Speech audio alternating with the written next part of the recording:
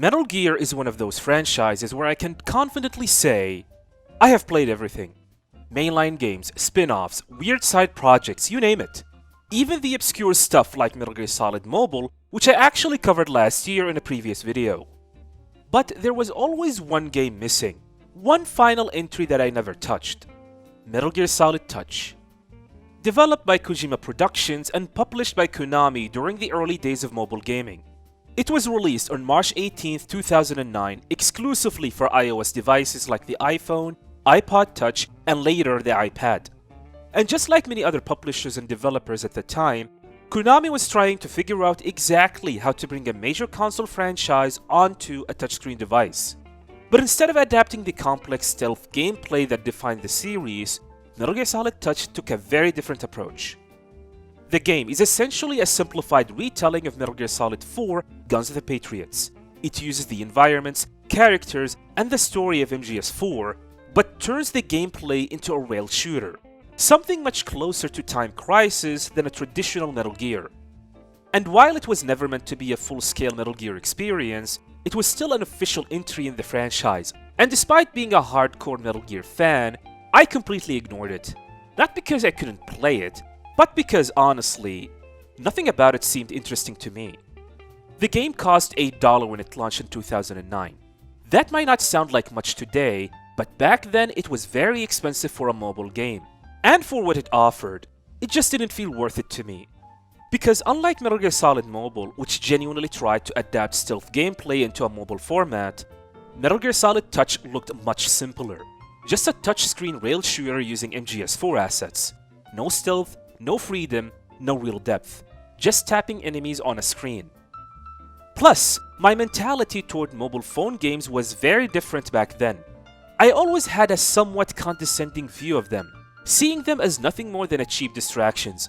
Because of that, I kept ignoring this game until it was eventually delisted around 2015. And the reason for its delisting is actually pretty sad.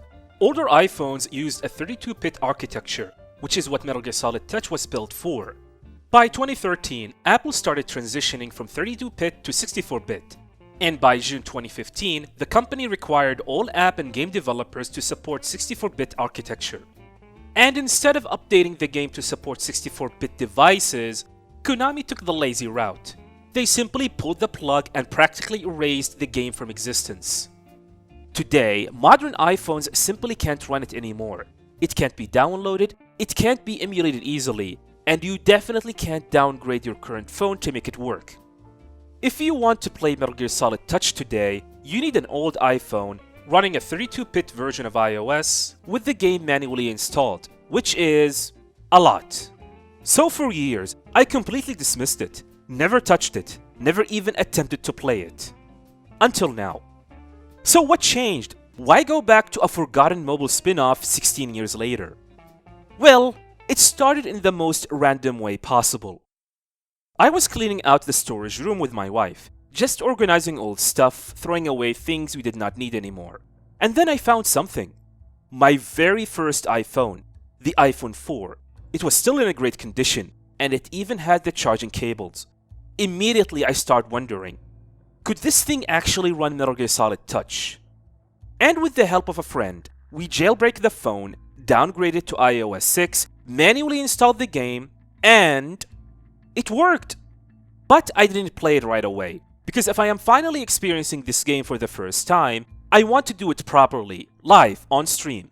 Which led to one final problem, capturing the footage. Because this isn't a modern device where you can simply hit screen record. This is old hardware with an old version of iOS, so I needed one last piece. A 30-pin to HDMI adapter just to get the game onto my monitor. And after all of that, after years of ignoring this game, digging up old hardware, and jumping through every possible hoop just to make it run, I was finally ready to experience Metal Gear Solid Touch. I launched the game for the very first time, and immediately, this thing felt like a time capsule. The moment you reach the main menu, you are greeted with a few options. Start, Special, Weapons Shops, Options, and... Touch Konami? How old is Konami? Okay, I think we are fine. Oh, I figured that would happen. The special menu lets you revisit the history of previous Metal Gear games, giving you a small recap of earlier entries. The Kojima Productions report button? Yeah, that also links you to a dead website. Meanwhile, Dreppen's shops act as the game's unlock system. The options menu is pretty standard. Music, sound effects, vibration, all that stuff. Nothing too exciting there. But once you actually hit start, that's where things get interesting. The game opens up with a tutorial explaining the controls and mechanics. Since this is basically a pocket-sized retelling of Metal Gear Solid 4, the game follows that exact same structure. You progress through all 5 acts of MGS4, with each act containing 4 missions, so 20 missions in total. The story itself is told through text summaries between missions. Each mission has a specific objectives you need to complete before moving on, like defeating a certain number of enemies or taking down a specific target. Pretty straightforward stuff. When you actually start playing, it immediately becomes obvious what this game is trying to be. This is basically Metal Gear meets Time Crisis. Snake automatically hides behind a cover. The moment you place your finger on a screen, he peeks out. You don't tap directly on enemies. Instead, you aim by dragging your finger across the display towards them. Then tap anywhere on the screen to shoot at your reticle. Think of your finger like a PC mouse. At first, it feels weird, but you get used to it pretty quickly, and it honestly feels much better than I expected once you get the hang of it. You have 2 primary weapons, the M4 assault rifle and the SVD sniper rifle. Switching between them is actually pretty clever. You use your fingers to pinch the screen. Pinching out brings up the SVD scope for taking out distant targets that the M4 can't reach, and pinching in brings you back to the assault rifle. Enemy attacks are based on a timer visually indicated by a meter surrounding them. Once that meter fills up, they fire. If you aren't behind cover, you take damage. Occasionally, friendly soldiers appear on screen too, and if you accidentally shoot them, you lose health. At the bottom of the screen is Snake's health bar. If it depletes, it is game over. You restart the mission. There are no checkpoints here, my friend. You can recover health by shooting little Gakko's figures that randomly spawn, or by simply ducking back into cover for a set amount of time to slowly regenerate health. But there's a catch. You cannot stay behind cover forever. Cover has a durability and will eventually break apart under heavy fire, leaving you completely exposed. Some missions don't give you cover at all, forcing you to play aggressively and eliminate enemies before they can even get the chance to pull the trigger. Sometimes a Keraton frog appears, and shooting it gives you a random power-up. You will either get an RPG for a massive damage, or stealth camouflage that lets you shoot enemies freely without the risk of taking damage. At the end of each mission, you receive a score ranking based on your time, accuracy, and remaining health, which then rewards you with Dreppen points for unlockables. So far, the gameplay feels very simple. Peek out, shoot enemies, hide again, and repeat. But surprisingly, the further you progress, the more aggressive the AI becomes. Enemies react faster, they deal more damage, and missions become far more chaotic. The boss fight especially caught me off guard, because they are genuinely creative for a mobile game. Laughing Octopus blends into the environment and forces you to spot her camouflage before she strikes. Raging Ravens sends waves of drone you have to manage while fighting her. Crying Wolf becomes a tense, long-range sniper duel where you need to carefully locate her using audio cues and your SVD scope before she fires.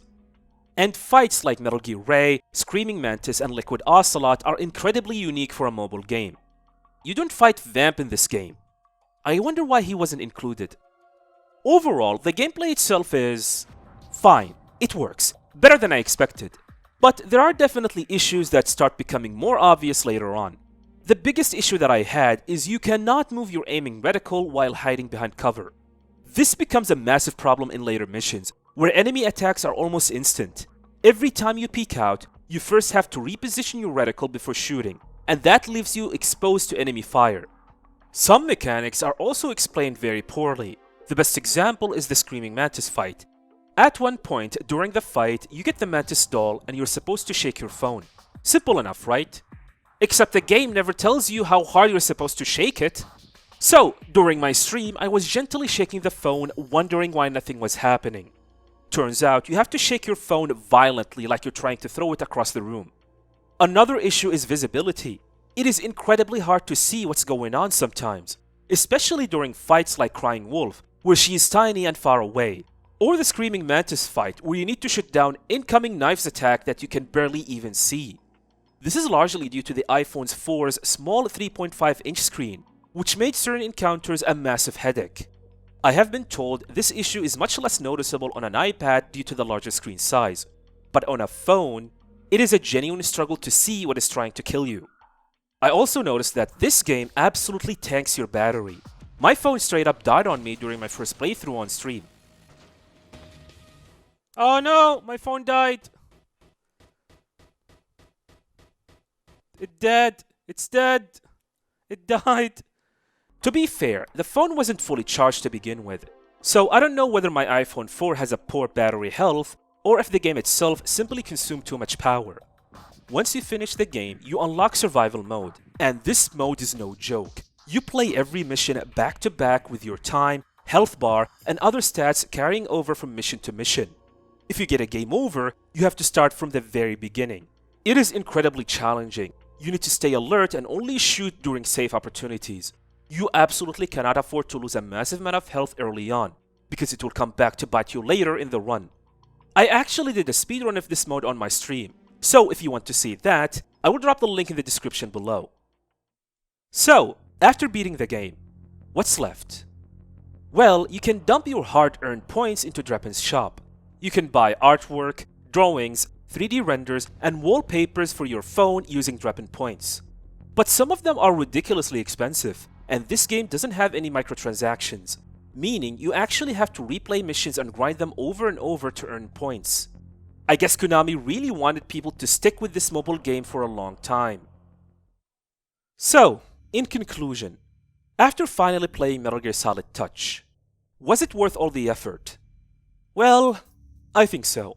I went into this with incredibly low expectations, expecting nothing more than a lazy mobile cash grab from the early App Store era, especially considering how bare bones smartphone games usually were back then.